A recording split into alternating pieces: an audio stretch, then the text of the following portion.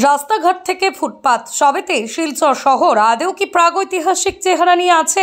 বেশ কিছুদিন নির্মাণ ও সংস্কারের নামে এলোপাতাড়ি গর্ত, নালা ইত্যাদির ফলে নাজেহাল মানুষ। কোথাও ইস্পাতের রড, কোথাও ভাঙা কংক্রিটের দাঁত খিঁচানো।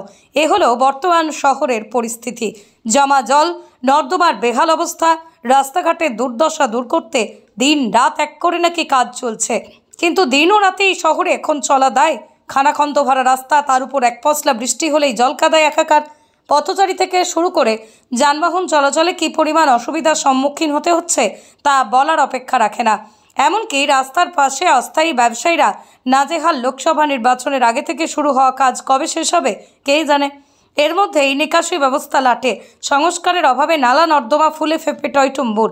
নালার জায়গা দখল করে আবাস বাসা প্রতিষ্ঠান গজিয়ে ওঠায় শীর্ণকায়। এছাড়াও বাড়িঘর, বিবাহ, অন্যান্য অনুষ্ঠানের আবর্জনার পাহাড় জমে নালা নর্দমা দিয়ে জল গড়িয়ে যাওয়ার পথ বন্ধ। এক কথায় নরক যন্ত্রণায় ভুগছেন শিলচর শহরের করদাতারা। এ হলো শহরের এই মুহূর্তের জ্বলন্ত সমস্যা। দফায় দফায় আন্দোলন, স্মারকপত্র ইত্যাদি পরেও পুরো কর্তৃপক্ষ জেলাশাসকের তরফে আশ্বাস দেওয়া হচ্ছে নিয়মিত, কিন্তু সমস্যা সেই তিমিরেই। জমা জলের সমস্যা শিলচরবাসীর চিরসঙ্গী হয়ে দাঁড়িয়েছে।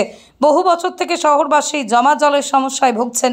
কংগ্রেস থেকে বিজেপি আমল পর্যন্ত জমা জলের সমস্যায় জর্জরিত শিলচরবাসী। সরকারকে অনেক আবেদন নিবেদন করেও কোনো কাজ হয়নি।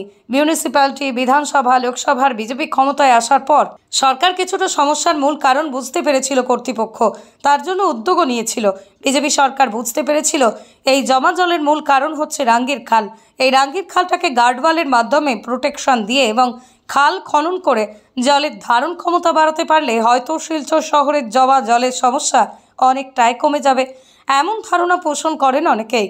2022 সালের নভেম্বরের শিলচর সফরকালে রাঙ্গির খাঁড়িতে রাঙ্গির খালের পাশেই গার্ডওয়ালের শিলান্যাস করেন স্বয়ং মুখ্যমন্ত্রী হিমন্ত বিশ্ব শর্মা।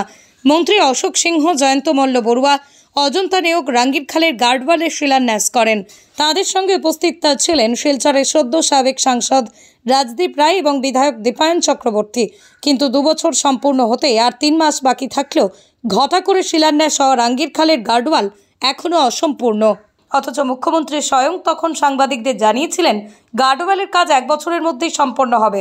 কিন্তু কোথায়? এখনও অবধি দেখা যাচ্ছে রাঙ্গির খাঁড়ির নেতাজি স্কুল রোড, কনকপুরের দিকে শ্যামানন্দ লেনের পাশে কিছুটা কাজ হয়েছে। এবার প্রশ্ন, শহর শিলচরের একটা গুরুত্বপূর্ণ কাজে এত দেরি কেন? এই রাঙ্গির খালের কাজ সম্পন্ন না হয় খালটির অবস্থা মারাত্মক আকার ধারণ করেছে।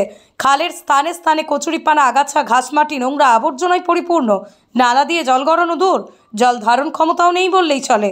প্রায় 42 কোটি টাকা ব্যয়ে নির্মিত হবে এই গার্ডওয়াল, কিন্তু কবে? শিলচরবাসী কি এই জমা জলের সমস্যা থেকে মুক্তি পাবেন না? মিনি বন্যায় ভুগতে হবে বছরের পর বছর? এই প্রশ্ন শহরবাসীর। তাছাড়া পুরো কর্তৃপক্ষ এবং জেলা শাসকের এ ব্যাপারে অদ্ভুত নীরবতা নিয়েও প্রশ্ন উঠছে।